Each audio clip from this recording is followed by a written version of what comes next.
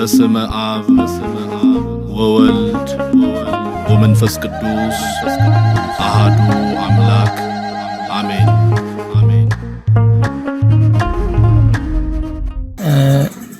የተባረከ አምላክ እንደሆነ ያ የተወለደው ልጅ ነግረኛልና እዛውም ላይ ማለት ወደ ሁለተኛው ከመሄድ እዛው ላይ ሁለት ላይ የተወለደው ልጅ የተባረከ አምላክ ነው። ያ የተባረከ አምላክ እንደሆነ ነግረኛል ስትል እንዴት ነው ያልኩ? እስቲ የተባረከ አምላክ ነው ሲባል እንዴት ነው ብያለሁ?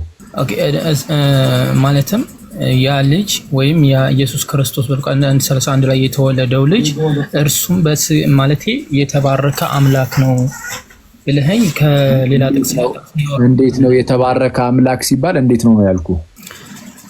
የተባረከ አምላክ ማለት እንግዲህ የተባረከ ይሆንና በቃ አልሰማህም ማለት ነው። ስለዛ ሰማሁን እርሱም ከሁሉ በላይ ሆኖ ለዘላለም ነው የሚለው። ለዘላለም የተባረከ አምላክ ነው። ስለዛ ለዘላለም የተባረከ አምላክ ነው ከተባለ ስጋ ከመሆኑ በፊትም ከዘላለሙም ያለ ነው። ከዘላለሙም የነበረው ያ ለዘላለሙ የተባረከ አምላክ የሆነው እርሱ መጥቶ ስጋ ነሳ ነው። ስለዚህ አሁን እያወራን ያለነው ስለ ክርስቶስ ኢየሱስ ከሆነ ክርስቶስ ህልውናው የሚጀምረው ከመቤታችን በተወለደ ጊዜ አይደለም። ህልውናው የሚጀምረው በህልውና ደረጃ ከዓለም ፍጥረት በፊት ነው። ጅማሬ የሚለው ከዘላለሙም ያለ ነው። አሁን ቀጣይ ጥያቄን ሁለተኛ ጥያቄ አልከውን አቅርብልኝ። እሺ የተባረከ አምላክ ነው ብለኛል። እሺ ኦኬ ይሄ የተባረከ አምላክ ኢየሱስ ክርስቶስ የተባረከ አምላክ የተባለው አምልኮ ለኢየሱስ ክርስቶስ ወይም ለአምልኮ ለእግዚአብሔር ወይም አምልኮ ለእግዚአብሔር መንፈስ ቅዱስ የተባለበት ቦታ አለ። ኦኬ ማለት አምልኮ ተብሎ ለወልድ ወይም ለመንፈስ ቅዱስ ወይም ለእግዚአብሔር አብ የተባለበት ቦታ አለ። እስቲ ይቅርታ እንዴ፣ እሺ ምን አልከኝ? እስቲ አምልኮ አሁን ለምሳሌ ያው አምልኮ ስንል የሚመለክ የሚሰዋለት ብቻ አምልኮ ለሚገባው አካል የሚሰጥ ማለት ነው። ያ አምልኮ ተመላኪ የሆነ መለኮት ማለት ነው። እና አብ ወልድ መንፈስ ቅዱስ እግዚአብሔር ተብለው በሶስት አካል የተገለጸ አምላክ ሲባል አምልኮ ለእግዚአብሔር አብ አምልኮ ለመንፈስ ቅዱስ ተብሎ ወይም ለአምልኮ ለወልድ ተብሎ የተነገረበት አለ። ያልከኝ ያለው ወልድ ይመለካል ወይ መንፈስ ቅዱስ ምናምን የሚለው ነው? ወልድ ወይስ የአብንም መመለክ ጭራሽ እሱንም እየተጠራጠርክ ነው? አይ አይደለም። አንድ ምሳሌ ስፔሲፊካሊ የወልድን ከሆነ የወልድን ወልድ ይመለካል የሚል አለ ወይ ነው? አይ አይደለም። ይመለካል እንደ መጽሐፉ ላይ ካለ ለምሳሌ እግዚአብሔር መጽሐፍ ቅዱሱ ላይ ወልድ እንደሚመለክ የተነገረበት ክፍል አለ ወይ ነው ጥያቄ? አይደለም። እየነገርኩ ነበር። አምልኮ ለእግዚአብሔር አብ፣ አምልኮ ለመንፈስ ቅዱስ፣ አምልኮ ለእግዚአብሔር ወልድ፣ አምልኮ ለመንፈስ ቅዱስ፣ አምልኮ ለእግዚአብሔር አብ። አንዴ ቆይ፣ አሁን ነገሩ ግልጽ እንዲሆን በል። አሁን አምልኮ ለአብ፣ አምልኮ ለወልድ፣ አምልኮ ለመንፈስ ቅዱስ ያልከውን እስቲ ወልድን አንሳና ከወልድ አንፃር አስረዳ። ሞር ማዕከል ያደረግነው ወልድ ላይ ስለሆነ ችግር የለም። አብና መንፈስ ቅዱስ ላይ ምርት ይችላል። ግን ጥያቄን እንደው ግልጽ ለማድረግ እስቲ ወልድ ላይ አተኩረ ጠይቅ እስቲ። አሁን ወልድ ይመለካል አይመለክም ነው ጥያቄ። ከመጽሐፍ ቅዱስ አንፃር ይሄ ነገር ተጽፏል ነው ወይስ ምንድነው? ኦኬ ላስተካክለው ጥያቄን ግልጽ እንዲሆን። ይመለካል አሁን ወልድ ይመለካል ብዬ አልጠይቅም ማለት ነው። አምላካችን ስለምትሉት ይመለካል ብዬ አልጠይቅም። ግን መጽሐፍ ቅዱስ ላይ አምልኮ ለእግዚአብሔር ወልድ፣ አምልኮ ለእግዚአብሔር አብ፣ አምልኮ ለእግዚአብሔር መንፈስ ቅዱስ የሚል አለ የለም ነው ጥያቄ። ኦኬ አንድ ጥቅስ ላይ ቃል በቃል አምልኮ ለአብ፣ አምልኮ ለወልድ፣ አምልኮ ለመንፈስ ቅዱስ የሚል ጥቅስ ነው? አይ በአንድ ቦታ አይጠቀሱ፣ በተለያየ ቦታ አይጠቀሱ። አምልኮ በቃ ችግር የለም። ስለዚህ በተለያየ ቦታ ከተባለ አምልኮ ለወልድ ወይም ወልድ ይመለካል የሚል ማለት ነው። ሌላ ነገር አይደለም ማለት አምልኮ እና ታዲያ አምልኮ ለወልድ ማለት ይመለካል አይደል እንዴ? ወይስ ሌላ ትርጉም አለው? ካለው መጀመሪያ እንደውም ንገረኝ። ኦኬ ጥቅስ ላንሳሽ ማለት ሐሳቤ ላይ ካልተረዳኸኝ ጥቅስ ላንሳ። ለምሳሌ ዮሐንስ ወንጌል አምልኮ ለወልድ ማለትና ወልድ ይመለካል የሚለው ይለያያል ጀማል? ኦኬ ጥሩ ጥያቄ ነው። አምልኮ ለወልድና አምልኮ ወልድ ይመለካል የሚለው ጥያቄ ሳይሆን አሁን ቀጥታ ሊትራሊ የተጻፈ አለ ወይ ነው የኔ ጥያቄ። አምልኮ ለወልድ የሚል አለ ወይ ነው ጥያቄሽ መልስ። እኮስ አምልኮ ለወልድ ሲባል ወልድ ይመለካል ወይ ከሆነ ይሄንን የሚያሳይ መጽሐፍ ቅዱስ ክፍል አሉ? አይደለም እንደዛ አይደለም ጥያቄ። ወዳጅ በቃ ሌላ ጥያቄ ካለ ሌላ ጥያቄ ጠይቁ። ደግሞ እንደ አያዛችሁ እስቲ ቆይ እዚህ ውስጥ ካላችሁ ሰዎች ጥያቄውን ልዩነቱን ያስረዳን መጀመሪያ። ኦኬ ወልድ ይመለካልና አምልኮ ለወልድ ምንድነው ልዩነቱ? ልዩነቱን ነገር አዎ ጥሩ በቃ እሱን ልዩነቱን ሲያስረዳ ሜቢ እንትን እንችላለን እንረዳው እንችላለን። እስቲ አምልኮ ለወልድና ወልድ ይመለካል የሚለው ልዩነቱ ምንድነው ንገረን። ኦኬ እሺ በጣም ጥሩ። ለምሳሌ እንዴት አድርጌ ላስረዳ መሰለህ? ወልድ ይመለካል ስንል እያመለካችሁት ነው። ለምሳሌ እግዚአብሔር ማነው? እግዚአብሔር መንፈስ ቅዱስ፣ እግዚአብሔር አብ፣ እግዚአብሔር ወልድ ብላችሁ እንትና ወልድን እንደምታመልኩት ይሄው ጌታችን ኢየሱስ ክርስቶስ አምላካችን ስለምትሉት ይመለካል እንዴ ብዬ አልጠይቀም። ስለምታመልኩት ግን አምልኮ በመጽሐፍ ቅዱስ እንዴት አትጠይቅም? የምናመልከው ከሆነ እንደሚመለክ መጽሐፍ ቅዱስ ይናገራል የሚል ጥያቄ እንዴት አትጠይቅም? ወይስ ምንድነው? ኦኬ እሺ እኔ ጥቅስ ላንሳለህ። እሺ መጽሐፍ ቅዱስ ላይ ያለ ወይ መሰለኝ ጥያቄው ጀማል እኮ ይመለካል ወይ የሚለው መጽሐፍ ቅዱስ ላይ ያለ ወይ ከሆነ እንትን ልበል ላቅርብልህና ላሳየህ። ኦኬ ጥቅስ ላንሳ። እሺ ጥቅስ ላንሳ። ዮሐንስ ወንጌል ምዕራፍ 4:23 ላይ በእውነትና በመንፈስ ለእግዚአብሔር እንደሚሰገድለትና እዛ ጋር ለሴቲቷ እንትና ወልድ ለሴቲቷ ይነግራታል። እዚያ ጋር ማለት ነው ይነግራት እዛ ጋር በእውነትና በመንፈስ የምትሰግዱበት ጊዜ ይመጣል ብሎ ሲል ለአብ በእውነትና በመንፈስ የምትሰግዱበት ጊዜ ይመጣል ሲል ለአብ እንደሚሰገድ እዛ ጋር ይናገራል አይደለ? ትክክል። በጣም ጥሩ። ስለዚህ አሁን እዛ ጋር ለይቶ በሌላም ቦታ ኢየሱስ ክርስቶስ ቅድምም የተባረከ አምላክ እንደሆነ አምላክነቱን እዛ ጋር ነግረኛል። ስለዚህ የያዕቆብ መልእክት ምዕራፍ 5 ቁጥር 27 ላይ አምልኮ ለእግዚአብሔር አብ ብቻ እንደሆነ ይናገራል። ልክ እንደዛው ተመሳሳይ ሆኖ በሌላ ቦታ ላይ አለ ወይ አምልኮ ለእግዚአብሔር አብ ብሎ ለይቶ አስቀምጦታልና አምልኮ ለእግዚአብሔር ወልድ የሚል ወይም አምልኮ ለመንፈስ ቅዱስ የሚል አለ ወይ ነው ጥያቄ። እሺ አሁን እንግዲህ በአጭሩ አሁን ያብራራውን ነገር ለመረዳት እስከሞከርኩ ድረስ ያው አብ ይመለካል። አምልኮ ለአብ ነው። አምልኮ ለአብ ነው ማለት በቃ አብ ይመለካል። ምንም ወሬትም ወደስም ለማድረግ የፈለገ ብትሞክር ብትጣጣር በቃ አምልኮ ለአብ ማለት አብ ይመለካል ማለት ነው። አለቀ። እና እሱን ያሳየው በዮሐንስ ወንጌል ምዕራፍ 4 ነው አይደለ? ዮሐንስ ወንጌል ምዕራፍ 4 ለአብ እንደሚሰገድ ያንን ያመጣሁት በእውነትና በመንፈስ ለእግዚአብሔር አብ እንደሚሰገድ እዛ ጋር ኢየሱስ ክርስቶስ ከተናገረ በኋላ አምልኮ እሱ ስለ አምልኮ የተነገረ ነው አይደለም? ስለ አምልኮ ለአብ ነው፣ ግን ስለ አምልኮ የተነገረ ነው አይደለም? ስለ አምልኮ ነው ይዋል። ያው ስለ አምልኮ ሲነገር ስግደትን አንስቶ አስቀመጠ። አሁን ሚውት አድርግና ስማ፣ ሚውት አድርገው። ስለ አምልኮ ጀማል ወንድማችን ስለ አምልኮ ጠየቀና ስግደትን አንስቶ ይሄው ልክ እንደዚህ ምናምን ብሎ አስቀምጦ ተናገረ። አሁን እኔ እዚሁ አንስቼ ላሳየ። ሚውት አድርግ። ዕብራውያን ምዕራፍ 1 እንዲህ ይላል። ዕብራውያን ምዕራፍ 1 ከቁጥር 4 ጀምሮ ጌታችን ኢየሱስን ከመላእክት ጋር ሲያነጻጽረው እንዴት እንደሚመለክ አሁን አንተ በስግደት አይደል ያነሳው? ያውም የተባለው አይሁዳውያን ናቸው ራሱ። አረባከን ሚውት አድርግ ወዳጅ፣ ስማ እስቲ መጀመሪያ ምን እንደተባለ ሳሰማ አትክፈት። ጌታ ሆይ አይሁዳውያን እንዴት እንደሚሰግዱ ምናምን እዛ ጋር አምጥቶ አስቀመጠ ጌታችን ኢየሱስ በእውነትና በመንፈስ ብሎ ማለት ነው። ዕብራውያን ምዕራፍ 1 ላይ ጌታችንን ከመላእክት ጋር ሲያነጻጽር እንዴት የሚመለክ እንደሆነ በምን መልኩ እንዳስቀመጠ ላሳየ። ከመላእክት ይልቅ እጅግ የሚበልጥ ስምን በወረሰ መጠን እንዲሁ ከእነርሱ አብዝቶ ይበልጣል። ከመላእክት ማለት ነው። ከመላእክትስ አንተ ልጄ ነህ እኔ ዛሬ ወልጄ ያለው ደግሞም እኔ አባት ሆናለሁ እርሱም ልጅ ይሆነኛል ያለው ከቶ ለማን ነው? ከቶ ለማን ብሏል? ለማንም አላለም ነው። ደግሞም በኩሩን ወደ ዓለም ሲያገባ ደግሞም በኩሩን ልጁን ወልድን ማለት ነው ወደ ዓለም ሲያገባ የእግዚአብሔር መላእክት ሁሉም ለእርሱ ይስገዱ ይላል። ለማን? ለእርሱ ለበኩሩ። ኦኬ። ደግሞ በኩሩን ወደ ዓለም ሲያገባ የእግዚአብሔር መላእክት ሁሉም ለእርሱ ይስገዱ ይላል። ስለዚህ አሁን ምንድነው ወልድ የሚመለክ ነው ወይ? አዎ። አብ የሚመለክ ነው። ይኸው በእውነትና በመንፈስ እንሰግድለታለን ተብሎ ነበር የተቀመጠው።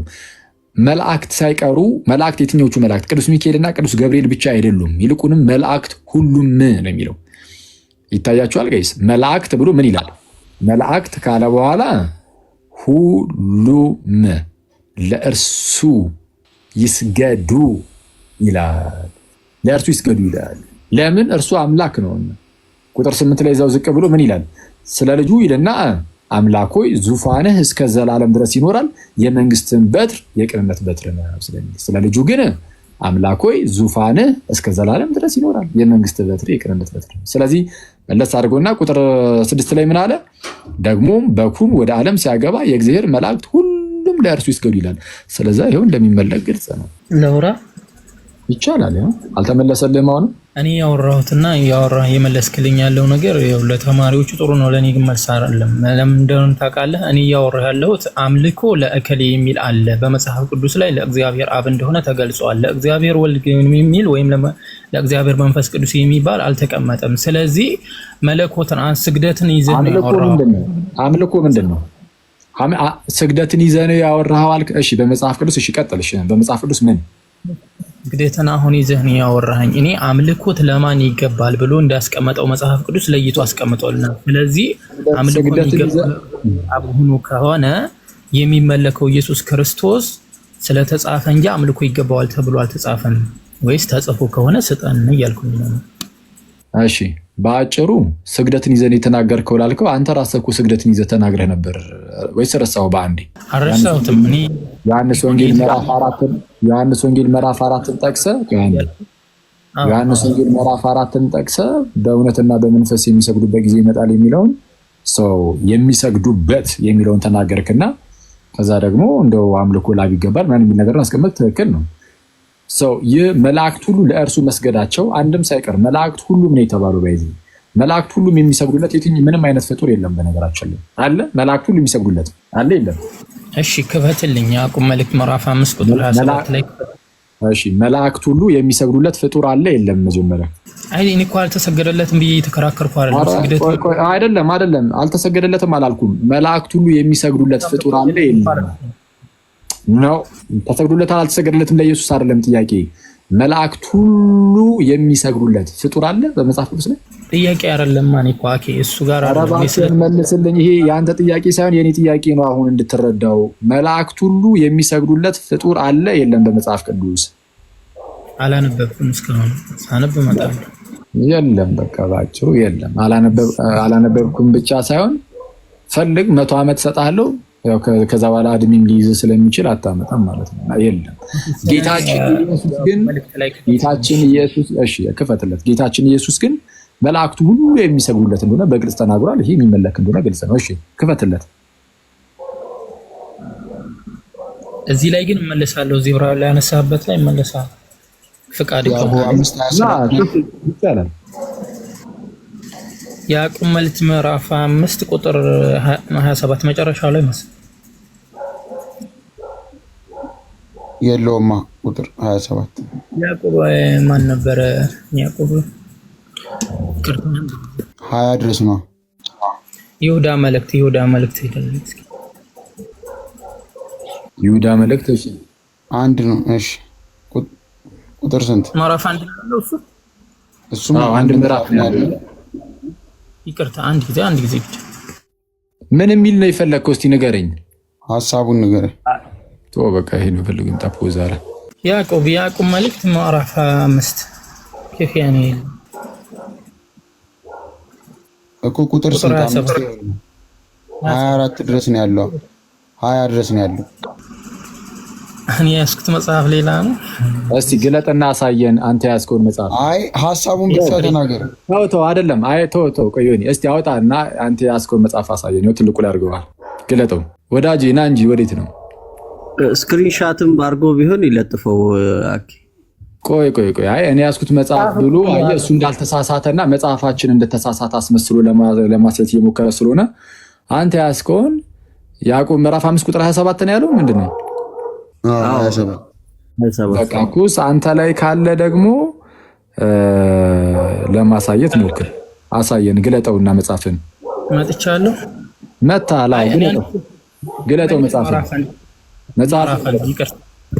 ምዕራፍ አንድ ይቅርታ በጣም ያዕቆብ 1 ምዕራፍ 1 ያዕቆብ መልእክት ጋር ንጹህ የሆነ ነውርም የሌለበት አምልኮ በእግዚአብሔር አብ ዘንድ ይህ ነው ይለናል። ስለዚህ አምልኮና ንጹህ የሆነ አምልኮ ለእግዚአብሔር አብ እንደሆነ ከነገረን ልክ እንደዚሁ ለእግዚአብሔር መንፈስና ለእግዚአብሔር ወልድ ካለ ስጠን ያልኩት እኔ። አምልኮ ከሌለ ግን አምልኮ ለእግዚአብሔር ብቻ ነው ማለት ነው። አምልኮ ምንድነው?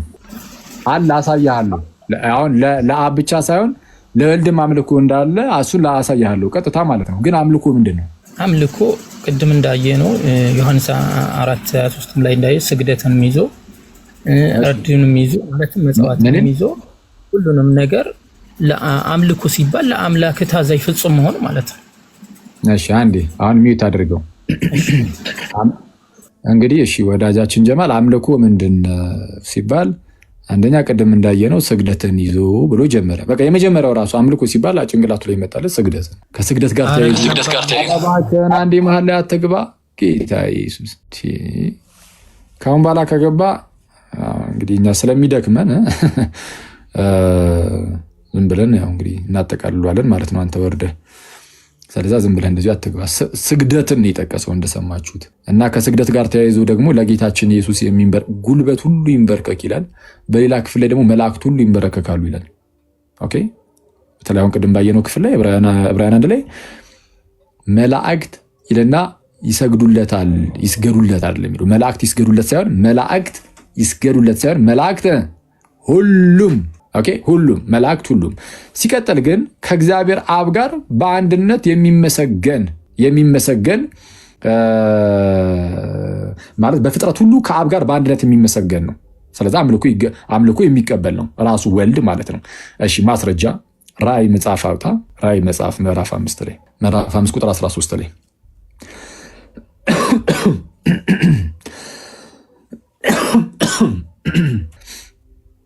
እሺ በሰማይና በምድር ከምድርም በታች በባህርም ላይ ያለ ፍጥረት ሁሉ ለክ በሰማይ በምድርም ከምድርም በታች በባህርም ላይ ያለ ፍጥረት ሁሉ በእነርሱም ውስጥ ያለ ሁሉ ምን አለ? በረከትና ክብር ምስጋናም ኃይልም። በጣም ያስገርመው እነዚህ አራቱንም ነገሮች በረከትም ክብርም ምስጋናም ኃይልም ከዘለዓለም እስከ መች? እስከ ዘለዓለም በዙፋኑ ላይ ለተቀመጠው ለበጉም ይሁን ሲሉ ሰማሁ አለ። ለማን? በዙፋኑ ላይ ለተቀመጠው ለበጉም። እነሆ የዓለምን ኃጢአት የሚያስወግድ የእግዚአብሔር በግ ተብሎ የተጠራው ጌታችን ኢየሱስ እንደሆነ እናውቃለን። ስለዛ በረከትም ክብርም ምስጋናም ኃይልም ከዘላለም እስከ ዘላለም ለአብ እና ለወልድ ይሁን ብሎ በዚህ መልኩ ካስቀመጠ እንግዲያውስ ወልድ ከአብ ጋር በአንድነት የሚመለክ እንደሆነ ግልጽ ነው። ቅድም ደግሞ እንዳሳየኋችሁ በዚህ ይሄን ያህል ካሳየን በቂ ነው። ዕብራውያን ምዕራፍ 1 ቁጥር 6 ላይ ያስቀመጥኩት ግን እንዳይረሳ። ዕብራውያን ምዕራፍ 1 ቁጥር 6 ላይ ምንድነው? መላእክት ሁሉ ወርሺፕ ያርጉት ነው የሚለው። let all the angels of God worship him። እሱ እንግሊዝኛ ያደርገዋል እንዴ? እሱ መጽሐፍ እንትኑ እንግሊዝኛ ያለው ላውራ እንግሊዝኛ ያለው አንዴ ቀን እንግሊዝኛ ያለው ኪንግ ጄምስ ቆሎ ነው። እስቲ ሌላ ምን አለ? ኦኬ ኪንግ ጄምስ ብቻ ነው ለጊዜው ያላወረደው ያኛው። እሺ እስቲ በቃ የኪንግ ጄምስ ነው። እሺ እንዲህ ይላል እሱ ያው የድሮ እንግሊዝኛ ነው የሚጠቀመው እንግዲህ and again when he brings in the first begotten into the world he says ምን ይላል? and let all the angels of God worship him and let all the angels of God worship him ብሎ ይናገራል። ያው worship ያርጉት ይስገዱለት worship ያርጉት። በቃ ይሄ አምልኮን በግልጽ የሚያሳይ ነው። ቀጥል። አሁን ይሄ ጥያቄ ካልተመለሰልህ እንግዲህ ምን እንዴት አድርጌ ላይ ቆመልና እሺ እንደወራ ከተቀደልኝ ላውራ። እዚህ ላይ ያወራህ ያለሁት ግልጽ ነው። እኔ ያወራው ያለሁት ምንድነው? አይሰገድለትም፣ አምልኮ አይገባውም እያልከ ማለት እንደማይገባው አድርጌ እንዳመጣሁኝ አድርገህ ነውና ያወራኸው። እኔ እንደሱ እያልኩኝ አይደለም። አምልኮ እንደማይገባው አድርገህ ካላመጣ ታዲያ ምንድነው ጥያቄ? አወዛገብከን እኮ ጀማል። አምልኮ አይገባውም ብዬ አልመጣውም ትላለህ፣ መልሰህ ደግሞ አምልኮ እንደሚገባው ማስረጃ አምጡ ትላለህ። እስቲ እኔ እንግዲህ አሁን ሰውም አሁን ዝም ብሎ እንደ ፈን ይቆጥረው ጀመር፣ መሳቅ ጀመር ህዝቡ ራሱ እና እንደዛም እንዳይሆን አሁን በቃ ጥያቄ ካለ ደግሞ ወደ ቀጣይ ጥያቄ ለፍ እስቲ ደግሞ ሌላውንም ሰው የሚጠቅም ነገር ማለት ነው። እንግዲህ አሁን ይሄ በግልጽ ተመለሰልህ። ሌላ ጥያቄ ደግሞ ጠይቅ። እሺ አንዲ ላውራና እዚህ ላይ እሺ እዚህ ጋር ቆማለሁ፣ ችግር የለውም። እዚህ ጋር አነሳሁት ላይ ላውራና እዚህ ጋር እመጣለሁ ዕብራውያን ላይ ማለት ነው። እኔ እያወራሁ ያለሁት አምልኮ ለእግዚአብሔር አብ እንደሆነ ካስቀመጠልን ማንን ነው የምናመልከው ወይም የምታመልኩት? አብን ነው የምናመልከው። አብን እናመልካለን ማለት ግን ወልድና መንፈስ ቅዱስን አናመልክም ማለት አይደለም። ወልድና መንፈስ ቅዱስ በአንድነት አምልኮ የሚቀበሉ ናቸው ከአብ ጋር እንጂ ከአብ የተነጠሉ ሌላ አማልክት አይደሉም። እሱን ደግሞ ሳሳየ አንደኛ ራዕይ ምዕራፍ 5 ቁጥር 13 ላይ እንዳሳየው ፍጥረት ሁሉ በባህሩ ሳይቀር ኃይልም ክብርም ምስጋናም የሁሉ ነገር ክብርም ማለት ነው ክብርም ኃይልም ምስጋናም በዙፋኑ ለተቀመጠው ለበጉም ይሁን ብለው ሲያስቀምጡ አይተናል። ፕላስ ደግሞ እዚሁ ዕብራውያን ምዕራፍ 1 ቁጥር 6 ላይ የእግዚአብሔር መላእክት ሁሉ ወርሺፕ ያርጉት ይስገዱለት ብሎ አስቀመጠ። ያምልኩ ለእግዚአብሔር ይመለካል ማለት እግዚአብሔር አብ ይመለካል። ወልድና መንፈስ ቅዱስ ግን ያንኑ አንዱን አምልኮ የሚቀበሉ እንጂ ሌላ አማልክት አይደሉም ነው ባጭሩ። እንግዲህ እኮ የዚህ ጋር እየሰጠኸኝ ያለህ እኮ የአምልኮ ስርዓትን ሲያቀርቡ ይቀርብለታል እንጂ መለኮት ወይም ደግሞ አምልኮነት አይደለም። ለምሳሌ ሲሰግዱለት ስግደትን እንጂ እየነገርከኝ ያለኸው አምልኮ ለእግዚአብሔር አብ እንደሆነ ነው የተቀመጠው አይደለ? አምልኮ ቆይ አንዴ ይሄ ስግደት አምልኮ ካልሆነ ምንድነው? እስቲ አሁን ይሄንን እንድትረዳው እኮ ነው ቅድም የጠየኩ። እሱን ደግሞ እኔ አላቅም አልከኝ። ካላወቅ አሁን ወይ ሌላ ጊዜ አንብበህና የትኛው ፍጥረት ነው መላእክት ሁሉ የሚሰግዱለት ስለ አላቅም አንብቤ አላቅም አልከኝ። በቃ የማታውቀው ከሆነ ይሄንን ሌላ ጊዜ ወይ ስትደርስበት ወይ መምጣት ነው የሚሻልህ እንጂ አሁን አንተ መከራከር ሳይሆን ያለብህ የማታውቅ ከሆነ ጠይቀህ ብቻ መልሱን ይዘህ ሄደህ አጥንተህ አመሳክረህ ደግሞ መምጣት ነው። እሱ ነው የሚሻልህ። ከዛ ውጪ ግን ከአብ ጋር በአንድነት ቆይ አንዴ ከአብ ጋር በአንድነት ምስጋናን የሚቀበል ካለ ከአብ ጋር በአንድነት ምስጋናን የሚቀበል ካለ እርሱ ኦፍ ኮርስ አምልኮን እየተቀበለ ነው ማለት በፍጥረት ሁሉ እየተቀበለ ከፍጥረት ሁሉ እየተቀበለ ስለሆነ ማለት ነው። ከፍጥረት ሁሉ ነው ኢማጂን ከፍጥረት ሁሉ አንድ ጊዜ ያወጣለት ከይቅርታ ጋር ራዕይ ምዕራፍ እሱን ሌሎቻችሁን በዛው እንድታዩት ማለት ነው።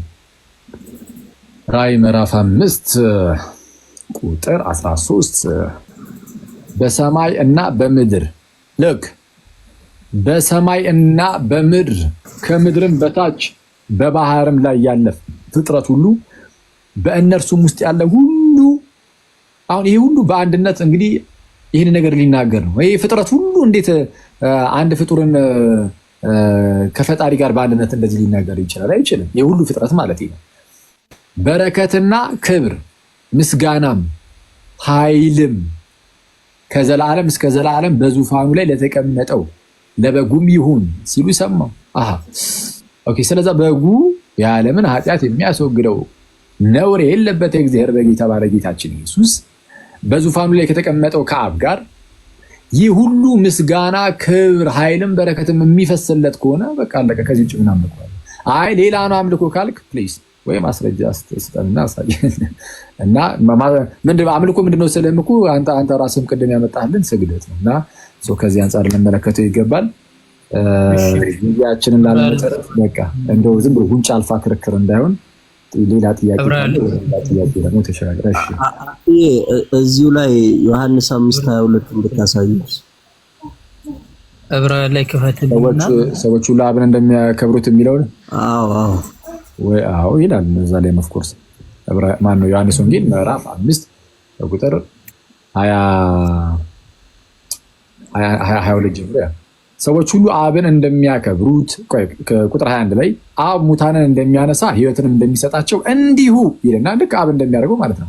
ወልድ ደግሞ ለሚወዳቸው ሕይወትን ይሰጣቸዋል። ልክ እንዲሁ አብ ሕይወትን እንደሚሰጥ ወልድ ሕይወትን መስጠት ይችላል ይልና ሰዎች ሁሉ አብን እንደሚያከብሩት ወልድን የሚያከብሩት ዘንድ አብ በሚከብርበት ገንዘብ ወልድ ይከብር ዘንድ ማለት ፍርድን ሁሉ ለወልድ ሰጠው እንጂ አብ በአንድ ሰው እንኳን አይፈርድም። ወልድን የማያከብር የላከውን አብንም አያከብርም ብሎ ሲናገር ስለዚህ አብ በሚከብርበት ክብር ወልድ ይከብራል። አብን እንደምናከብረው ነው ወልድንም እንድናከብር የታዘዘ። ሰዎች ሁሉ አብን እንደሚያከብሩት ወልድን ያከብሩት ዘንድ ነው። እሺ ላውራ አከብረው ወልድን የምናከብረው ነው። እሺ ሂድ ቀጥል። አኪ ለአንዴ ጀማል ከማውራት በፊት አኬ አንደኛ ዮሐንስ 5:20ንም ጨምርለትና ከዛ ጥያቄውን ትቀበለዋለህ። አንደኛ ዮሐንስ 5:20 አንደኛ ዮሐንስ መልእክት 5:20 በጣም ይቅርታ ሰላም ብያቸው ሁላችሁ። እሺ ሰላም ላንተ ይሁን ያሬዶ። አንደኛ ዮሐንስ መልእክት 5:20 አኬ አንብብለትና ያው እሺ የእግዚአብሔርም ልጅ እንደመጣ እውነተኛም የሆነውን እናውቅ ዘንድ ልቦና እንደሰጠን እናውቃለን። እውነተኛም በሆነው በእርሱ አለ፣ እርሱም ልጁ ኢየሱስ ክርስቶስ ነው። እርሱ እውነተኛ አምላክና የዘላለም ሕይወት ነው ይላል። ያው ቀጥታ ስለ አምልኮ ምናምን የጠየቀው በርግጥ ግን እዚህ ጋር ክሊርሊ እውነተኛ አምላክ ከተባለ እውነተኛ አምላክ ተብሎ አምልኮ የማይገባው የለም። አለቀ። ላውራ ይቻላል። አውራ። ኦኬ። እኔ ለጠየኩት ጥያቄ ፍጻሜውን እንጂ ያሳያችሁን አምልኮ ለከሌ እንደተባለ አይተናል። አብራዋል ላይ መልስልኝና እዛ ላይ አንድ ጥያቄ ላንሳ። ምንድነው ጥያቄ አልገባኝም። አሁን በነገራችን ላይ እንግዲህ ጠይቀህ ልክ ሲመለስልህ አይ ያው እንግዲህ አልመለሳችሁልኝም ብሎ እንግዲህ የተለመደ ነው። ግን ቀጠለሽ ጥያቄ ነው።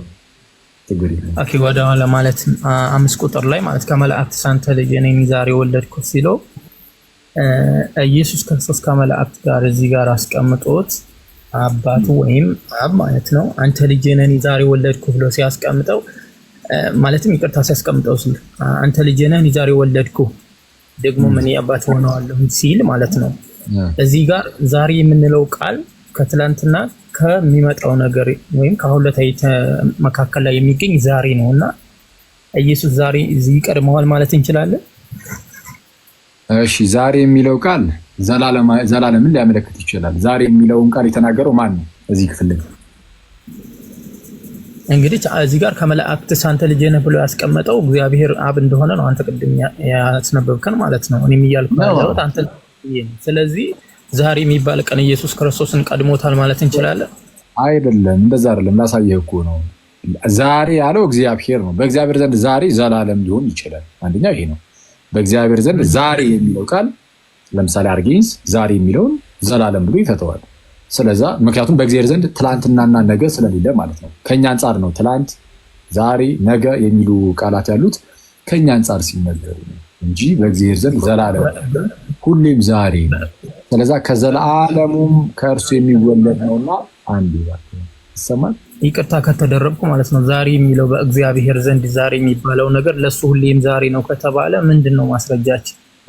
ከፍጥረትም በፊት ከዘላለሙም እንደሆነ እሺ፣ ማስረጃችን ከዛው እዚሁ ጋር ምን ብዙም ሳንርቅ ከፍ በለት ቁጥር 2 ላይ አንበበው እስቲ ምን ይላል? ሁሉን ወራሽ ባደረገው የሚለን ወራሽ እንዳደረገው ይናገራል። ደግሞ ዓለማትን በፈጠረበት ሲል በልጁ እንደፈጠረ ይናገራል አይደለ? ይሄ ያራ አንበብ ነው ያልኩ። ዓለማትን ሁሉን ወራሽ ባደረገው ደግሞ ዓለማትን በፈጠረበት በልጁ በዚህ ዘመን መጨረሻ ለኛ ተናገረን። እሱን የባህሩ ምሳሌ ሆኖ ሁሉም በስልጣን ቃል የደገፈ ኃጢአታችን በራሱ ከነጻ በኋላ በሰማያት በግርማው ቀኝ ተቀመጠ ይላል። ዓለማትን የፈጠረው በምኑ ይላል? በልጁ። ፈጣሪው ማን ነው? ኦኬ፣ ችግር የለም። እግዚአብሔር በልጁ። ኦኬ፣ ስለዚህ ልጁ ፈጣሪ እንዳልሆነ መረዳት እንችላለን አይደለ? እንዴት ፈጣሪ ነው? በልጁ ተፈጥሮ ልጁ ፈጣሪ አይደለም ትላለህ? የተፈጠረው በልጁ ነው እየተባለ አንዴ ወደዛ ይደላሉ። ችግር የለም ግን ፈጣሪው ሌላ ነው አይደለ? አረ በቅዱስ ሚካኤል፣ አረ ልጁ ራሱ ፈጣሪ ነው። ግን እንዴት ነው የተፈጠረው ሲባል አብ በቃሉ እንደሚባለው አሁን እዚህ ጋር ቃል ፈጣሪ አይደለም ማለት አይደለም። ግን ፍጥረቱ ላይ ግን ያላቸው ኢኮኖሚን ስናይ አብ በቃል ወይም አብ በልጁ ልክ እንደዛ ማለት ነው። ስለዚህ የሁሉ ነገር አስገኚ ፈጣሪ እግዚአብሔር በልጁ በኩል ያደረገው ነው። ስለዚህ ክርስቶስ ኢየሱስ የሁሉ ነገር ገዢ ነው፣ የሁሉ ነገር ፈጣሪ ነው፣ የሁሉ ነገር አስገኚ ነው። እንዴት ነው የፈጠረው ከተባለ አብ በእርሱ በኩል አድርጎ ከመፍጠሩ አንጻር እንዲህ ተብሎ ይነገርለታል። አሁን እኔ ግን እዚህ ጋር መጣጥ ቆይ አንዴ ወደዛ መለሳለሁ። አሁን በጣም ርዕሳችንን ሚስ እያደረግን እግዚአብሔር ዓለማትን በፈጠረበት በልጁ ተብሎ ተነግሮለታል። ስለዛ ልጁ ከፍጥረት በፊት ነበር አልነበረም እኮ? አሁን ከአንድ ጀምሬ ለሁለቱ ማገጃ ላንብበው ይቻላል። አንብበውና አንብብ እስኪ ዝቅ አድርገው እስኪ አላ የመጀመሪያ ቁጥር 1 ላይ ከጥንት ጀምሮ እግዚአብሔር በብዙ አይነትና በብዙ ጎዳና ለአባቶቻችን በነቢያት ተናግሮ የተባለው የትኛው እግዚአብሔር ነው? እግዚአብሔር ወልድ ነው? እግዚአብሔር መንፈስ ቅዱስ ነው? እግዚአብሔር አብ? እዚህ ጋር እየተነገረ ያለው ስለ አብ ነው። ኦኬ፣ በጣም ጥሩ። ስለዚህ አብ ነው እዚህ ጋር እየተናገረ ያለው። ሁሉን ወራሽ ባደረገው ዓለማትን በፈጠረበት ሲል ዓለማትን በልጁ ፈጥሯል አይደለ? እግዚአብሔር አብ። ትክክል ነው። አሁን የጠየቅኩህን እየመለስክ ነው ግን አይደል? አዎ፣ ችግር የለውም። ስለዚህ ፈጣሪው እግዚአብሔር አብ እንደሆነ በልጁ እንደፈጠረ ነው የምንረዳው አይደለ? ይህንን ተረዳ እንጂ እግዚአብሔር ይባርካል። እግዚአብሔር ዓለም የተፈጠረው አብ በልጁ ነው ዓለምን የፈጠረው የሚለው እምነት በልብህ ላይ ይንገስ እንጂ ከዚህ በላይ ምን የሚያስፈልግ ነገር? አብ በልጁ ዓለማትን ፈጠረ። ልጁ በኩል ፈጠረ እንጂ እግዚአብሔር ልጁ ፈጣሪ አይደለም አይደለ? እዚህ ጋር እንደምንረዳው ማን ነው እስቲ ልጁ ፈጣሪ አይደለም ያለ የቱ ጋር ነው? ፈጣሪ አይደለም ልል የቻልኩት ከዚህ ከጥቅሱ ነው። ሁሉን ወራሽ ባደረገው ፈጣሪ አይደለም። ቆይ አንዴ ዓለማት በአብ ተፈጥረዋል። አኬዋ በጣም ይቅርታ ቆላሴስ ላይ ሄደ ይሄን አገናኝ ታሳብ ቆላሴስ እንዳስላምስተን ቆይ አንዴ ጥሩ ያሬዱ እንሄዳለን። ዓለም በአብ እንደተፈጠረ ታምናለህ አይደል? ዓለም እኮ እዚህ ጋር በጥቅሱ መሰረት ማመን ሳይሆን ዓለም በአብ እንደተፈጠረ ታምናለህ አታምንም? እምነት ስትል ምን አይነት እምነት? ዓለም በአብ እንደተፈጠረ ወይም በእግዚአብሔር እንደተፈጠረ እኮ እምነት ስትል ምን አይነት እምነት ነው ታምናለህ ስትለኝ? በጥቅሱ መሰረት ያው እያወራን እኮ ነው። ነው ወይ? ቆይ አንተ ዓለም እሺ ኦኬ፣ በመጽሐፍ ቅዱሱ መሰረት ዓለም በአብ እንደተፈጠረ ታምናለህ? አምናለሁ በጥቅሱ መሰረት። አዎ እሺ፣ አሁን ተመልከት። ዓለም ጥቅሱን እሺ እንሂድ። እሺ ዓለም በአብ ነው ያልከው። አሁን ጥቅሱ የሚለው ዓለም ግን በልጁ ነው የሚለው። በልጁ የሚለው ለልጁ ነው የተሰጠው። ለምሳሌ እያየህ ነው ወዳጅ፣ እያየሁ ነው። ሁሉን ወራሽ ዓለም ቆይ አንዴ፣ ያው ዓለም በአብ ተፈጠረ። አንዴ ቆይ፣ ዓለም በአብ ተፈጠረ የሚለውን እቀበላለሁ አልክ። ስለዚህ በአብ ተፈጠረ መባሉ አብ ፈጣሪ ለመሆኑ ምንም አያጠራጥርህም ማለት። በአብ ተፈጠረ ቢባልም ቆይ አንዴ ፕሊስ እኩል አታወራ። በአብ ተፈጠረ እባክህን አንዴ ጀማል፣ አንዴ እኩል አታወራ። በአብ ተፈጠረ ዓለም በአብ ተፈጥሯል ቢባል አብን ከፈጣሪነቱ የሚለየው ነገር አይደለም ለአንተ። እንግዲህ አብ ፈጣሪ ነው እያልክ ነው በመጽሐፍ ቅዱሱ። በአብ ተፈጠረ ቢባል ምንም ችግር የለብህም።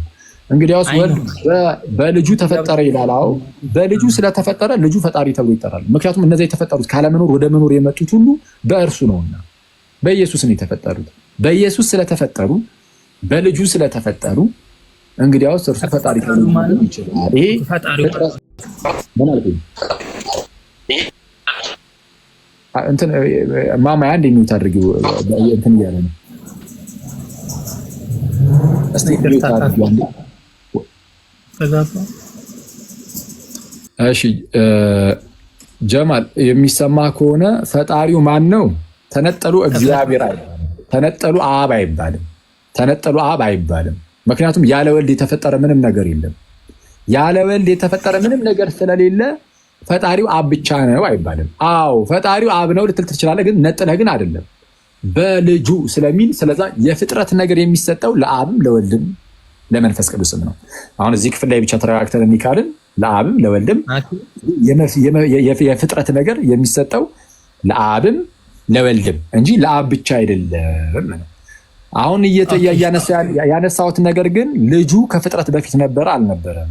ኦኬ እሺ፣ አሁን እንሄዳለን እዛ ዛሬ ከሚለው ጋር እንሄዳለን። እዚህ ጋር ልጁ ከፍጥረት በፊት ነበረ አልነበረም? ከፍጥረትማ ዛሬ ወለድኩ ብሎታል። ዛሬ እንደሚቀድመው እኮ አየን። ልጁ ከፍጥረት በፊት ነበረ አልነበረም? ቁጥር 2 ላይ ላይ እዚህ የምናየው ላይ ነው። ሁሉን ወራሽ ባደረገው ሲል ከፍጥረት በፊት ነው ወይ ብለህ እየጠየቀኝ ነው? ሁሉን ወራሽ ባደረገው ደግሞ ምንን በፈጠረበት ይላል? ዓለማትን በፈጠረበት በልጁ። አዎ ዓለማትን በፈጠረበት በልጁ። ስለዚህ ልጁ ከዓለማት መፈጠር እንኳን አስቀድሞ ነበር አልነበረም? ልጅ ምን አልከኝ? ኤዲያ አታዘገኝ እንደው በቅዱስ ሚካኤል እኔ ይደክመኛል። በቃ እንደውም በቃ ሌላ ሰው ካለ አረ ያማራል። ጀማል ሆን ብለህ እያደረግከው ስለሆነ ያማራል። ዓለም ፍጥረት በፊት ነበረ አልነበረም እኮ? ሁሉ ወራሽ ሲያደርገው እኮ ዓለም ስለነበረ ነው ሁሉን ወራሽ አደረገው ሲለን እኮ ምኑን እንረዳ ታዲያ? አረ እባክህን መስቲ የጠየኩን በግልጽ መልስልኝ። ዓለማት ከመፈጠራቸው በፊት ልጁ ነበረ አልነበረም? ዓለማት ከመፈጠሩ በፊት እዚህ ጋር እያስረዳን ያለው በልጁ እንደተፈጠረ ነው ጥቅሱ ላይ ያለው። አዎ ትክክል ነው። ዓለማት የተፈጠሩት በልጁ እንደሆነ ጥቅሱ ይናገራል። አልተሳሳትክም። ስለዚህ አሁን ዓለማት ከመፈጠራቸው በፊት ልጁ ነበር አልነበረም? ልጅ ነበር አልነበረም? ልጅ ኢየሱስ ክርስቶስ። እናንተ ሰዎች ኧረ በቅዱስ ሚካኤል ኧረ ተው አትጫወቱብን እየገባችሁ። ለምሩ መልስልኝ። የመለስኩልህ እኮ ነው። ልጁ ዓለማት ከመፈጠራቸው በፊት ነበር ወይስ ከፍጥረት ሁሉ በፊት? ከፍጥረት ሁሉ በፊት ነበር ወይስ አልነበረም? አልነበረም። እንዴት ይኖራል? ዛሬ ወለድኩህ እያለው ዛሬ የሚባል ካልነበረ እንዴት ዓለማትን ፈጠረበት? በሌለ ነገር ነው የፈጠረው እኮ ታች ጋር ዛሬ ወለድኩህ ይለዋል እኮ። ዛሬ የሚለውንማ ነገርኩ እኮ። ለሱ ማብራሪያ ነው ወደዚህ ያመጣሁት። ወደዚህ ያመጣሁት ሳመጣ ከመጽሐፍ ቅዱስ ጋር ቀጥታ ተላተምኩ። ምክንያቱም እዛ ክፍል ላይ ያለው በራስ ስለተረዳው። አሁን እየጠየቅኩ ያለሁት ምንድነው ዓለማትን ምንድነው ከዓለማት መፈጠር በፊት ልጁ ከሌለ እንዴት ነው በልጁ ዓለማትን የፈጠረው? ዛሬ በሚባል ቀን ከወለደው በኋላ ነው ዓለማትን የፈጠረው በልጁ። ኦኬ ዓለማት እሺ፣ መቼ ነው ያ? ዛሬ ከመቤታችን ሲወለድ ነው ከቅድስት ድንግል። እንግዲህ ያንማ እንዴት አውቃለሁ? ዛሬ የሚባል ቀን ከቀደመው ማታውቅ ከሆነ በቃ ተው አታውራ። ጀማል በቃ ካላወቅ በቃ ተው አታውራ። ባታውራ ይሻላል። ማታውቀው ከሆነ ማለት ነው። ማታውቀው ከሆነ ለክርክር ሳይሆን መምጣት ያለብህ ለጥያቄ ነው። አየህ የሆነ ቦታ ላይ የሆነች ቦታ ሄደህ ለመዝጋት ለመሸፈን ስትሞክር ሌላ ቦታ ላይ ይከፈትብሃል። አንድ ቦታ ጋር ሄደህ ለመሸፈን ያችን ቦታ ደግሞ ስትሄድ ሌላ ቦታ ጋር እየተከፈተብህ ተቸገርክና መጨረሻ ላይ እኔ እሱንማ ኧረ ምን አውቃለሁ አልክ። ስለዛ እኛን ጠይቀን እኛ ቀለል አድርገን ለማስረዳት እንሞክራለን። ጌታ በደንብ በአጭሩ ዛሬ ወለድኩ የሚለው አክቹሊ በሁለት ሊፈታ ይችላል። በእርግጥ በሁለት ሊፈታ ይችላል። ግን የመጀመሪያ ትርጉሙ ግን በእግዚአብሔር ዘንድ ዛሬ ዘላለም ነው እና ምክንያቱም እግዚአብሔር ከዓለማት ውጪ ስለሆነ አክቹሊ ዓለማት የተባለው እዚህ ጋር ኤዮንስ ነው የሚለው ግሪኩ ጊዜ እንደማለት ነው፣ ዘመናት እንደማለት ነው። ቅዱስ ዮሐንስ አፈወርቅ ደግሞ ይህንን ይዝና ዓለማትን በፈጠረበት የሚለውን ጊዜያትን በፈጠረበት ስለሚል ቀጥታ የግሪኩም ጊዜያት እንኳን የተፈጠሩት በእርሱ ነው፣ ስለዛ ከጊዜ ሁሉ በፊት ልጅ ነበረ ወልድ ነበረ ማለት ነው ብሎ ያስቀምጣል። ስለዛ ከዘመናት ሁሉ በፊት ነበረ። ዛሬ የሚለው በእግዚአብሔር ዘንድ ዛሬ አሁን ሁሌም ፕሬዘንት ነው። በቃ በእግዚአብሔር ዘንድ ትላንት የሚለው የለውም። በእግዚአብሔር ዘንድ ወይም ነገ የሚለው የለም። እነዚህ የምናልፋቸው ቀናት፣ ወደፊት የምንጠብቃቸው ቀናት ምናምን ለእኛ ነው ያሉት። በእግዚአብሔር ዘንድ ግን ሁሉም ነገር አሁን ነው። በእግዚአብሔር ዘንድ ሁሉም ነገር አሁን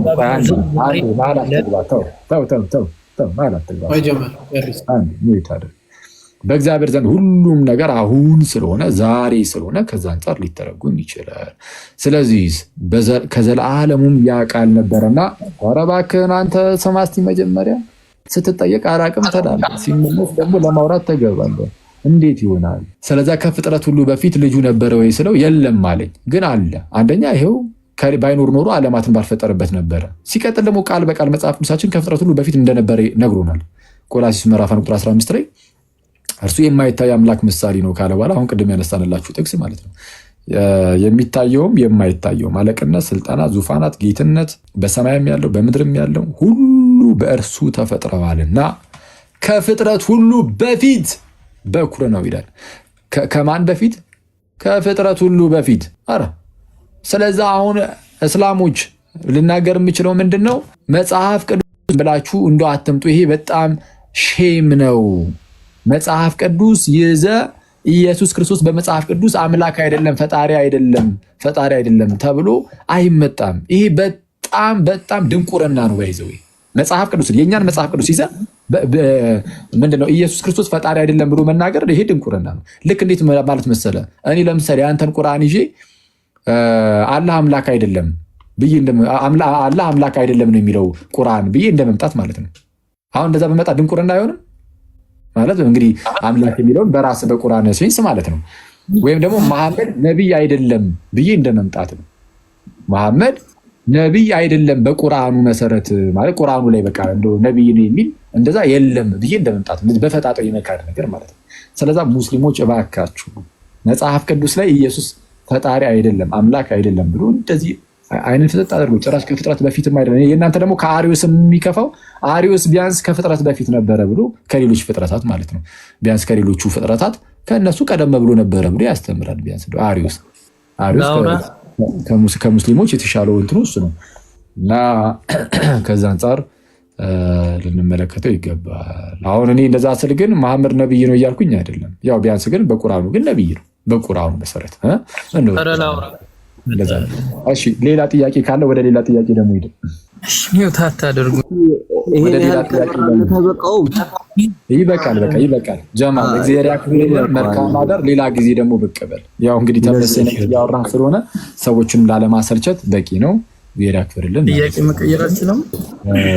በቃ ደግሞ እስቲ ሌላ ጥያቄ አንድ እንፍቀድለት ጋይስ። በጣም ብዙ ሰዓት ሰጥተናል፣ ግን እንደ አንድ ጥያቄ ሰየፋችሁት። ይበቃዋል። አክቹዋሊ ይበቃዋል። ጉንጫ አልፋ ክርክር ነው። እሺ ይሄን ያህል ክርክሩ ይበቃቸዋል። ነገ ሻዳ ይዛሉ ነው አንዴ። ይሄ እንግዲህ ያው ግልጽ የሆነ ነገር ተመልክተናል ብዬ አስባለሁ። አሚን አሚን። አሁን መጠየቅ የምፈልገው እኔ እስልምና ላይ የሚሰሩ ክርስቲያን ወንድመቶች እንዴት ነው ከሙስሊሞች ጋር በዚህ ሁኔታ ሲከራከሩ የሚውሉት ነው። በጣም አስቸጋሪ ነው። በጌታ በጣም ይሄ ጭቅጭቁ በጣም አደገኛ ነው። በጣም አደገኛ ነው። ከፕሮቴስታንት ጋር የተሻለ ነው ብዬ አስባለሁ። እንደው ለመወያየት ቢያንስ የተሻለ ነው ከሙስሊሞች ጋር በጌታ ስም። ጭቅጭቁ በጣም በቃ ጭቅጭቅ ብቻ አይደለም፣ ኢግኖረንት መሆን ጉዳዮች ላይ ምናምን ማለት ቀጥታ በግልጽ እየተጻፈም የመካዱ ነገርም በፈጣጣውም ስላለ እሱ በጣም አስቸጋሪ ያደርገዋል። አሮ ነው እንግዲህ ሁሉም እስላም እንደዛ ነው እንደዛ ይሆን አይሆን አላወኩም። ሁሉም ሙስሊም ልክ በዚህ መልኩ ይሆን የሚወያየው እንጂ እስቲ እናያቸው ይሆናል። እንግዲህ ምናልባት በሰፊው ወደ እነሱ የምንመጣ ከሆነ ግን ዛሬ ያዩዋቸው ግን ትንሽ አድርቅ ናቸው። ይቻጥሩ ነው። እሺ ቃል መሰለኝ ትንሽ ደከመኝ። ቃልና ቀደም በተነሳው ላይ ብቻ አንድ ጥያቄ ለመጠየቅ ያክል እነሱ ጥያቄ ለማቅረብ አንድም ማለት ከሰው ማለት ነው በመጽሐፍ ቅዱስ ላይ በስጋ ሞተ ተብሎ የተጻፈለት አንድ ሰው አለ ማለት ቅድም እንትን እያለ ነበር እያደረቀ ነበርና በስጋ ሞተ በስጋ እንዲሆነ ተብሎ በመጽሐፍ ቅዱስ ላይ የተገለጸለት የለም ማለት ነው ከክርስቶስ በስተቀር ማለት ነው። በስጋ ተብሎ በስጋ ሞተ ተብሎ የምትለው ሜንሽን ያደርጋል ማለት ነው። ማንም በስጋ መጣ ከአባቶች ክርስቶስ በስጋ መጣ ተብሎ ለክርስቶስ በሚለው ነው የሚገለጸውና ለሰው ኖርማሊ ፍጡር ለሆነ ሰው ዝም ብሎ ፍጡር ለሆነ ሞተ ተብሎ ነው የሚገለጠው እንጂ ስጋው እንደዚህ በስጋ እንደዚህ ተብሎ አይገለጽም። መጽሐፍ ቅዱስ ላይ አንድ ማስረጃም ሊያመጡም አይችሉም በነገራችን ላይና ቀደም ሲያደርግ ስለነበረ ነው። እሱማ በቃ በስተመጨረሻው እኮ ስጋ ሞተ የሚል በቃ መጽሐፍ ቅዱስ ላይ የለም ማለት ጨረስ ነው። ባሩኪ እንዴ ቆይ ያሬዶ ሰላም ላንተ ይሁን። ሰላም በሉን። ኧረ በጌታ ሰላም አኬዋ ሰላም ብያለው። ዲያቆን ሰላም ብያለው። ዮኒዬ ፓፓ ቆስጠንጢኖስ አንትሽ እና ባሩኬ ሁላችሁም ሰላም ለእናንተ ይሁን። አኬዋ ቃሎት ያሰማልን፣ ጸጋን ያብዛልን፣ የእነ ቅዱስ ጳውሎስን በረከት ያደረ ሁላችሁንም ሰላም ብያለው። ያው እንግዲህ ከሙስሊም ወገኖቻችን ጋር ውይይቱ እንደዚህ ነው። በጣም አድካሚ ነው። በጣም እንደውም እንደ ቀኖና ራሱ ይቆጠርና ብዬ አስባለሁ። ለሚዋዩ ሰዎች ቀኖናቸውን በዚህ መጨረስ ይችላሉ። ምክንያቱም በጣም ብዙ ልፋትና ድካም አለው። አይ ቲንክ ትልቅን በረከት ያገኙበታል ብዬ ደግሞ አምናለሁ። ይህንን ታግሶ ረጅም ዓመት ማገልገል፣ ረጅም ሰዓት ታግሶ መመለስ እንደምታየው ኢግኖራንስም አለ። ቀጥሎ ደግሞ ፈጽሞ የክፍተት አለ። በቃ መጽሐፍ ቅዱሱን ፈጽሞ አይረዱትም፣ ቃላቱን አይረዱትም፣ ትርጉሙን አይረዱትም፣ ምን ማለት እንደሆነ እንኳን አይረዱትም። እና ይህን ሁሉ ክፍተት ነው የሚጠባው። ከፕሮቴስታንቱ ጋር አትሊስት ቤዚክ የሆነ የመጽሐፍ ቅዱስ እውቀት አለ። እዚህ ጋር ግን ጠቅላላ በእስልምናው መነጽር ነው መጽሐፍ ቅዱስ የሚነበበ። ስለዚህ ያ በራሱ ያመጣው ትልቅ ክፍተት አለ። ያንን ብሪጅ መሙላት ራሱ በጣም አድካሚ ነው። ከዛ ደግሞ ክርስቲያኖች እንዴት መጽሐፋቸው ያነቡታል፣ ይረዱታል። በአውዳዊ ፍቺው ለምን ተነገረ፣ ለማን ተናገረ፣ ጌታ ምን ተጠይቆ ነበር ይህን ሲናገር፣ ሐዋርያቱ ስለ ጌታ ሲመሰክሩ ምን ተጠይቀው ነው፣ ጌታ ስራ ሲመሰክር ምን ተጠይቆ ነው የሚሆን ሁሉ ይሄ የፍሰቱን ታሪኩን ምናምን ሁሉ ምንም አይዲያው የላቸውም። እና ይሄ በጣም በጣም አድካሚ ያደርገዋል። ለምሳሌ የሆኑ ኡስታዝ ናቸው ይመስለኛል፣ እንዲሁም ቪዲዮ ሰራበታለሁ ብዬ ጊዜ ስላጣው ነው። አምላካችን ኢየሱስ ክርስቶስ ያችን የእንቴማናት የዘብዴዎስን የልጆቹን እናት ልጆቹን በግራና በቀኝ ልጆቼን አንዱን በግራ አንዱን በቀኝ ስትመጣ አስቀምጥልኝ ያለችውን ሙስሊሞቹን ብለው ነው የሚረዱት።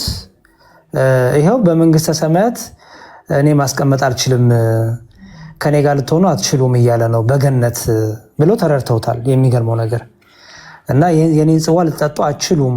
በቀኝና በግራ ልጆችሽ ቢቀመጡ ይሄን እኔ የምቀምሰውን ጽዋ ሊቀምሱ አይችሉም። እና በቀኝና በግራ ማስቀመጥ የኔ ድርሻ አይደለም ብሏል። በገነት በመንግስተ ሰማይ ድርሻ ያለኝም እያለ ነው ብለው ተርጉሞታል። አሁን በጣም የሚገርምም የሚያስቅም የሚያሳዝንም ነው። ሰው ኢቭን መጽሐፉን እንዴት እንደሚነበብ ራሱ አይዲያ የላችሁም። እና አድካሚ ስለሆነ ብዙ እገዛና የእናንተንም አይ ቲንክ ብዙ የእናንተንም መምጣት ያንተንም ሌሎችንም ወንድሞች እዚህ ላይ ማገዝ በጣም የሚያስፈልግበት ትልቁ ክፍተት ይሄ ነው ብዬ አምናለሁ። ሁለት ጥቅሶች ግን የተነሳው ላይ ልስጥና ላቁም አንብቤ። ቅድም ምን ተብሏል? ኢየሱስ ዓለማትን በፈጠረበት በልጁ ሲል ፈጣሪ አብ ነው እንጂ ፈጣሪ ልጁ አይደለም የሚል ነገር ልጁ ተናግሯል። መጽሐፍ ቅዱስ ግን ይህንን ደግሞ ራሱ ቆላሴስ ላይ ቅዱስ ጳውሎስ በመልእክቱ ቅድም እንዲነሳ ያሰብኩት ጥቅስ ነው። ቆላሴስ 1 ከ15-16 ላይ ቆላሴስ 1 ከ15-16 እርሱም የማይታይ አምላክ ምሳሌ ነው፣ የሚታዩትና የማይታዩትም ዙፋናት ቢሆኑ ወይም ጌትነት ወይም አለቅነት ወይም ስልጣናት በሰማይና በምድር ያሉት ሁሉ በእርሱ ተፈጥረዋልና ይልና፣ አስተውሉ፣ በሰማይና በምድር ያሉት ሁሉ በእርሱ ተፈጥረዋል ይላል። በማ በልጁ ከፍጥረት ሁሉ በፊት ደግሞ ምንድነው አለ ልጁ በኩር ነው ይላል። ቅድም አኬ የጠየቀው ወንድማችንን ማለት ነው። እሱ በኩር ባይሆን እንዴት ነው ዓለማት በልጁ የሚፈጠረው? እርሱ ፈጣሪ ስለሆነ በኩር ነው። ፈጣሪ ስለሆነ ፍጥረትን ሁሉ ይቀድማል። ለእርሱ ጊዜም ገደብም የለውም። ለፈጥሯን ጊዜ ገደብ አለ፣ ለፈጣሪ ግን ፈጣሪ ስለሆነ ያልኖረበት ዘመን የለም። ስለዚህ እርሱ በኩር ነው ተባለ። ከፍጥረት ሁሉ ነው የሚለው አስተውሉ። ከፍጥረት ሁሉ በኩር ነው፣ ያለን የነበረ ነው ማለት ነው። ሁሉ ደግሞ በእርሱና ለእርሱ ተፈጥሯል ይላል። ስለዚህ እርሱ ከፍጥረት ሁሉ በኩር ነው፣ ደግሞ እርሱ ለእርሱ ተፈጥሯል። እርሱ ደግሞ ራሱ ፈጣሪ ነው ይላል። ስለዚህ ፈጣሪ የሚለው በኩር የሚለው ዓለማት ሁሉ ከመፈጠሩ በፊት እርሱ የነበረ ነው ከተባለ መለኮት ነው፣ አምላክ ነው፣ ገዥ ነው፣ ሁሉን አድራጊ ነው የሚለውን ሁሉ ኮንትን አብሮ ይይዛል ማለት ነው። እና እነዚህን ሁሉ እንግዲህ ማስረዳት በጣም ከኛ ይጠበቃል። ልፋት አለው፣ ግን ሸክሙን ከተጋገዝን ከሁሉም ጋር ልፋቱ ይቀንሳል ብዬ አምናለሁ። እና እነ ማማዬም እነ ቆስጦንጢኖስም እነ ዮሐድዬም እነ ቤትሻም በጣም በእስልምና ላይ የሚሳተፉ ወንድሞቻችን እህቶቻችን በጣም እነ ቢኒ ትልቅ ክብር ይገባቸዋል ብዬ አምናለሁ። እና እግዚአብሔር እነሱንም ያበርታልን።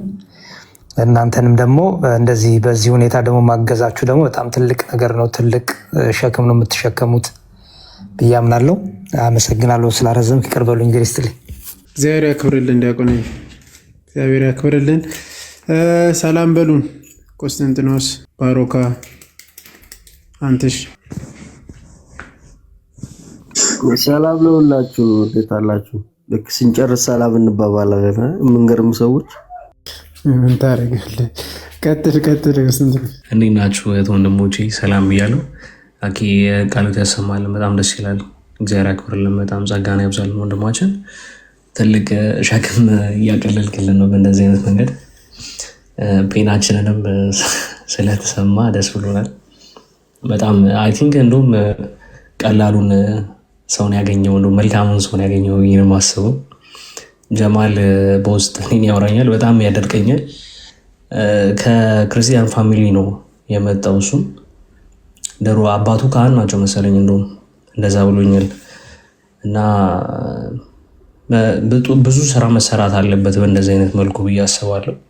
አይ ቲንክ ዛሬ በጣም ብዙ ካፊር እንደሚበዛ አምናለሁ። ብዙ ተምራችኋል።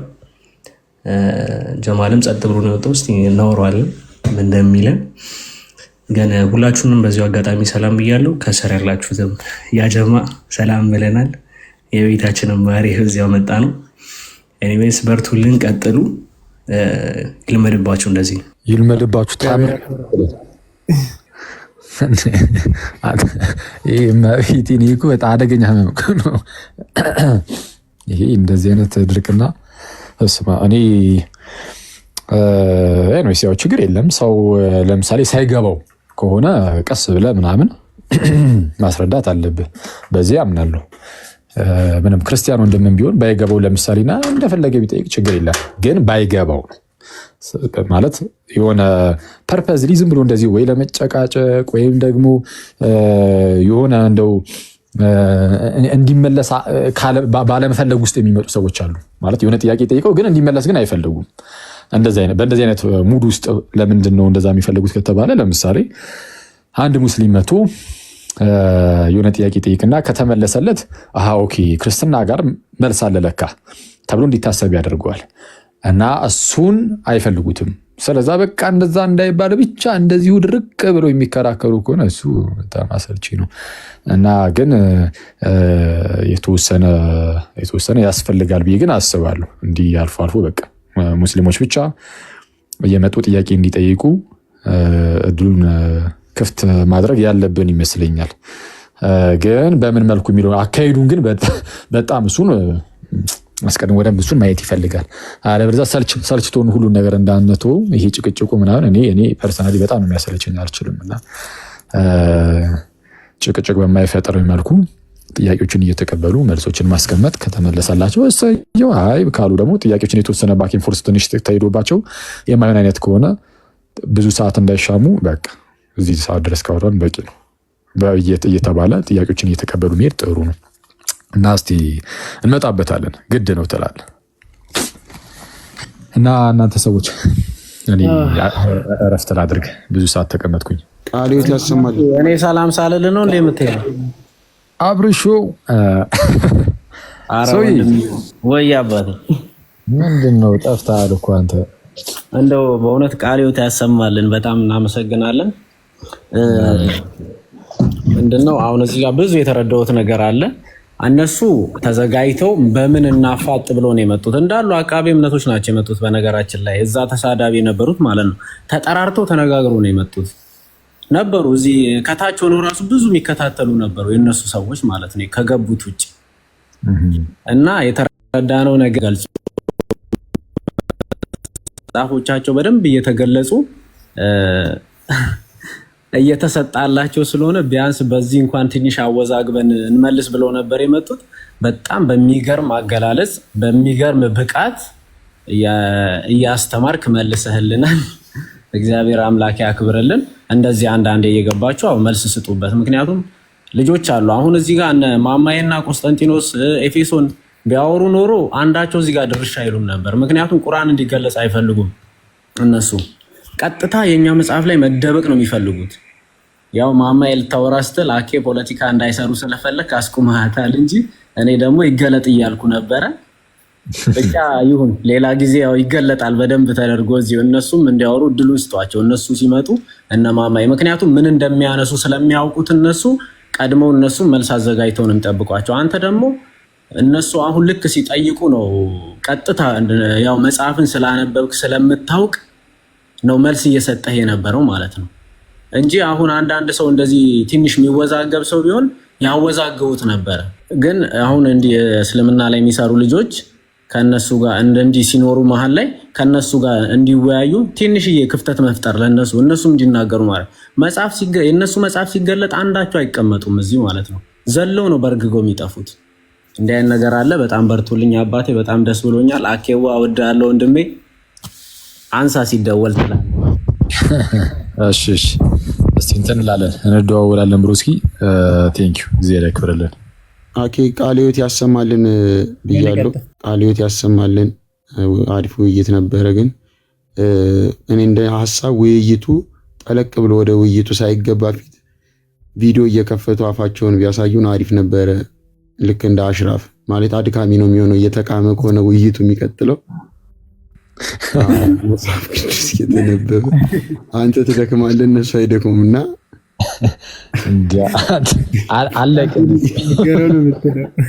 መጀመሪያ ቪዲዮ ከፍተህ አፋቸውን አሳዩንም እያሉ ማውራት ነው የሚሻለው። የዛ አድክም ነው የሚሆነው። እሱ ከባድ ነው። አንተ ገባ ይላል አንተ ይመቸው ቤት። እሺ ኤኒዌይስ በቃ እኔ ልውረድና ሰዎች እንስማና በስመ አብ ወወልድ ወመንፈስ ቅዱስ አሐዱ